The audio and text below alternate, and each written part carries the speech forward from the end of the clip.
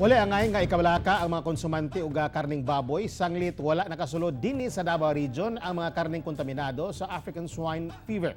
Ani ang report ni Argil Relator. Bisan sa natalang pagkamatay sa sobra gatos ka mga baboy sa usa ka babuyan sa Davao City sa niaging bulan. Nagpabiling luwas ang mga karne sa baboy nga ginabaligya sa merkado sa Davao Region. Sigon sa monitoring sa National Meat Inspection Service kon NMIS. Kahit wala pa tayong problema rito, may ginagawa na tayong pamamaraan dito sa ating level. Gawa sa health certificate nga gina-secure gikan sa City Veterinarian's Office, una pa man masulod sa slaughterhouse ang mga baboy. Doon na sa ginakandak nga test ang NMIS sa planta, ingon man sa mismong karne, aron masiguro nga dili kini kontaminado.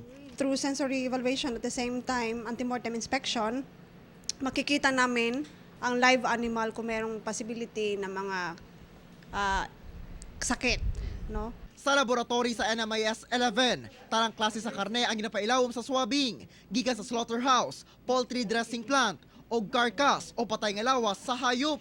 Pag nakatay, magsuswab, malaman kung nasusunod yung practice sa planta sa paglinis, tsaka sa operations.